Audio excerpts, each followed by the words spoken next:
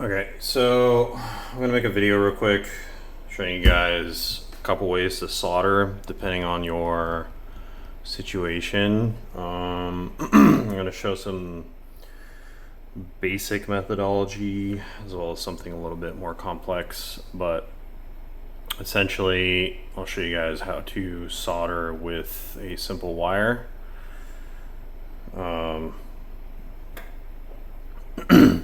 So if we take this one, I'm just going to cut it in half so we have a wire to work with. Realistically, I'm going to set my soldering station to about 380 degrees Celsius, which is enough for a wire of this gauge. I don't know what this is, maybe 16, 18 gauge. There's also a lot of different ways to strip the wire. You can use your standard wire strippers that have the hole that you find the right size and pull it off. There's also the automatic strippers that kind of are, you squeeze and it rips off the end. I'll also show you guys how to just do it with a razor. Now, obviously don't do this if you're not comfortable or not skilled because you can cut yourself, but generally you align it, you twist it with some friction, and that'll essentially strip it there. You can pull the rest off. So I'm going to do that with the other side.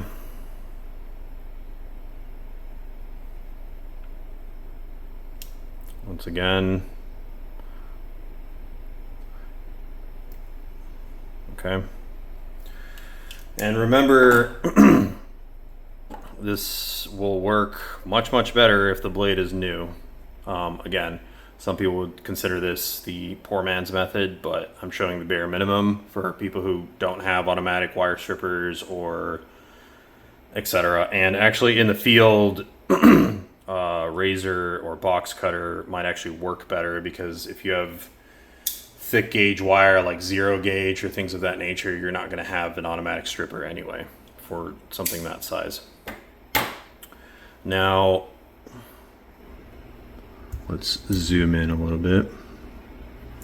So these two wires, essentially what I want to do is push them together to where they're going to start interlocking like so, right? Now I'm going to grab the ends, twist them so they essentially lock onto each other like so. And then besides your soldering pencil or gun, the only two components you're going to use in this case is some good solder. So this is Rosen core solder from Kester, but essentially this is silver lead based solder. So I don't know if that's percentages, but 60% solder and 40% lead. A lot of the solder you're going to find in your local store is probably going to be this crap, which is lead free, and for compliance reasons they sell this, but leaded solder is softer and it's more resistant to cracking, so that's why I recommend this. So with that out of the way, besides your solder, you're going to use some paste flux. Now this stuff, this can is pretty dirty, but you can find this stuff even at Home Depot. And again, I'm going to show you guys the quick in-field method to do this. Generally, with your soldering pencil or gun, you want to clean the end off first. I'm just going to use this. If you had a steel wool pad, that's probably fine. This is brass, so it won't necessarily scratch the end of your soldering pencil. But see how it's shiny currently? If it has oxide on it, it won't take solder.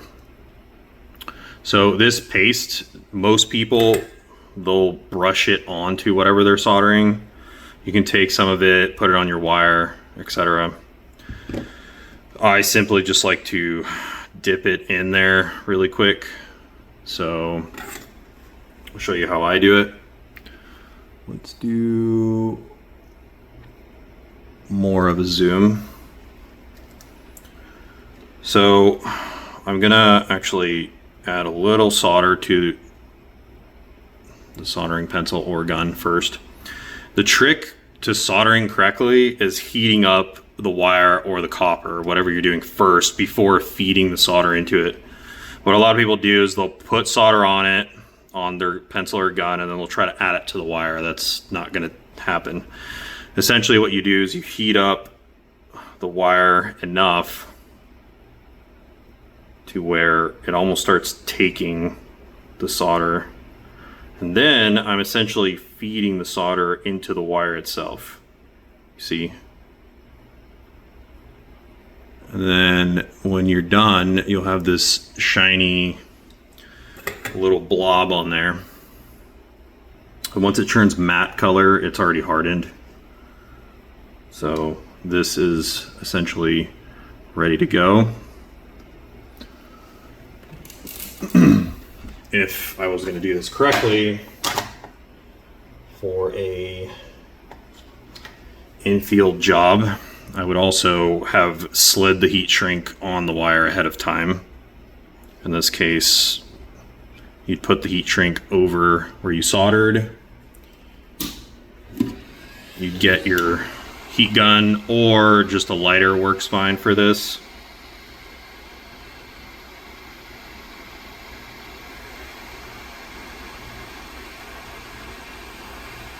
And heat this up, let it seal, and you have yourself a nice heat shrinked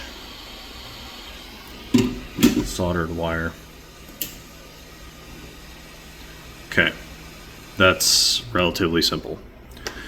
Moving forward, if you had something like this board, it's not a board, but you know, something that had spade connectors on it. So these guys, right? Let's say, I don't know, you ended up ripping out your wire that's attached to this or something similar, and you need to put a new wire on here, or just add a wire to a spade connector of some kind. With this, a lot of times the type of solder that's on the spade connector that's used in the factory is probably different than the solder you have. So best thing to do is, once again, I'm gonna dip it in here. I'm gonna heat the spade connector, and I'm actually gonna add a little bit of new solder to it. That'll cause it to flow better. Now I can pull the old wire off. Okay. So to remove the excess solder on there, there is a couple ways to do this, and you have a couple tools here. So this is a solder sucker, essentially. The way this works is you push the plunger, locks it. When you hit this button, it sucks solder up. Now, for this specific situation, we don't need to use this. You could, but it's unnecessary. So that's how that works. There's also solder wick, which the way this works is you would push this onto the surface like this, and then it's actually going to suck the solder up, right, and off. This is mostly only good for like smaller circuit board surfaces where you want to remove a small amount of solder out of a hole, so you can push a component back into the hole, a new one. So let's say you were, I don't know, replacing a capacitor and you want to make sure the holes are open so you can actually push the prongs through. You would probably use the solder sucker or the copper ribbon. Anyway, the poor man's method, I still have a bunch of solder here. I want to remove it. You heat this up enough to where it's molten, essentially, and then you're just going to smack it on the surface of something. So one more time. Okay. So now that hole is open. So now I could, for example, take my wire. We're going to remove the insulation. I'm going to twist this a little bit. Okay. And then you would feed it through like so. The reason you do this is if this wire were to, for some reason, get super hot and it maybe get hot enough to actually melt the solder, this is going to keep it secure for the most part. In my opinion, the correct way to actually do this, I'm going to remove it. So I'm actually going to remove more insulation off of it. Okay. I'll feed it through, fold it over. I'm actually going to twist this end a little bit.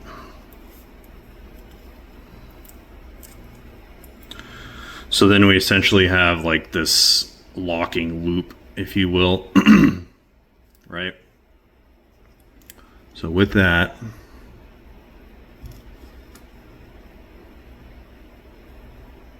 let's see if I can zoom in more. Beautiful. So with that there, now I dipped into the flux again, and I'm going to heat this surface up.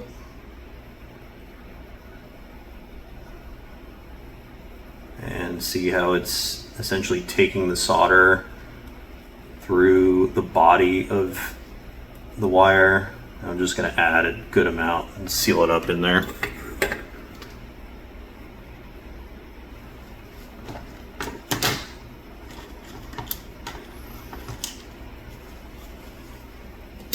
Once again, if I'm doing this correctly, you're going to heat shrink it.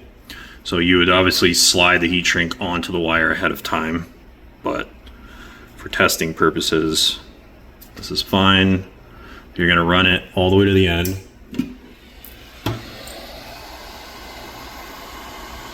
And then we're going to heat this up.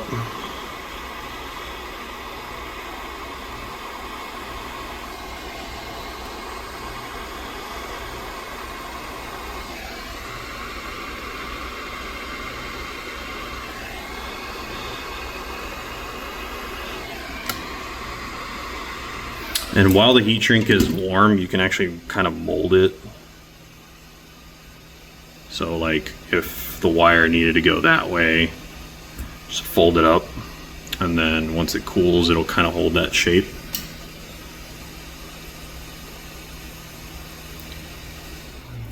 So yeah, I think that covers most of your scenarios for soldering. Same with switches and things of that nature. One more example would be a XT60 connector. So I'll show one of those.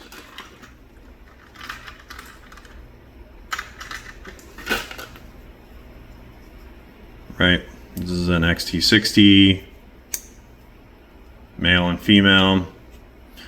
So when you solder these, you want to keep them connected to each other, because otherwise what can happen is, like, for example, the pin might get so hot it'll actually melt the housing and misalign itself.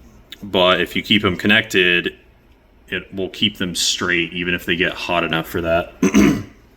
So for this, I'm probably going to use my third hand here just to make things a little easier. Generally, you can see the little cups that these have, right? So the way I do these, I'm actually going to crank the temperature up to my max, which is 480 degrees Celsius, because on the contrary, a lot of people say you don't want to excessively heat your component because you'll damage it, which is true, but that means the hotter the pencil or the gun, the quicker you can get in and out without heating up the body.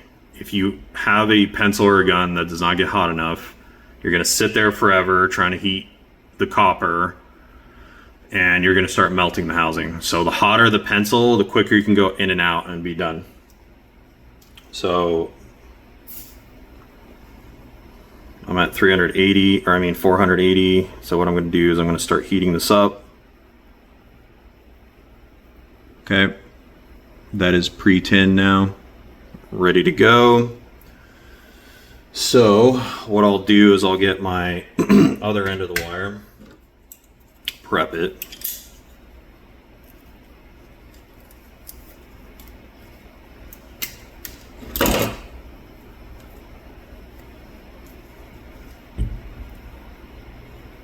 Once again, I'm going to pre-tin this, as in basically adding solder to it ahead of time.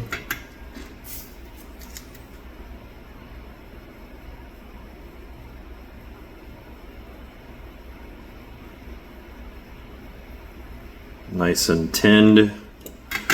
So now this wire will essentially feed into the new XT60 connector. If you would do this correctly, you would slide some heat shrink onto the wire ahead of time, which I will do for demonstrational purposes.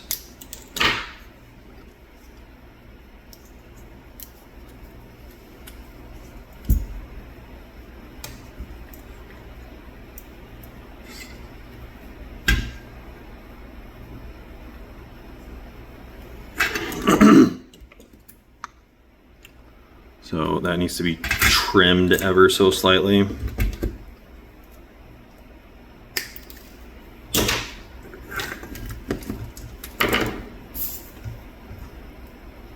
So I'm going to heat the wire and then feed it onto the top of that.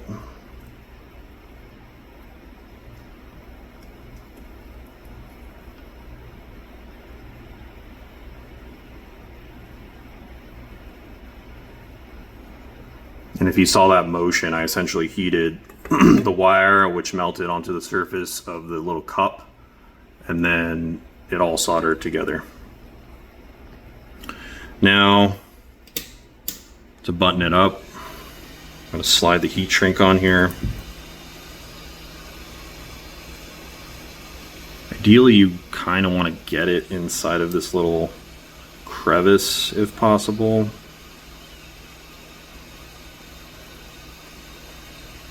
So, okay. So then when I go to heat this, it's going to be like a nice OEM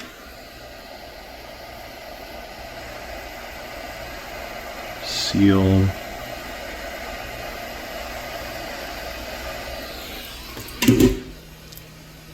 Okay. So that's how you do a XT60 connector.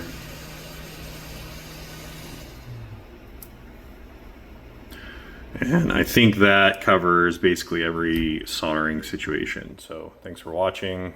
Take care.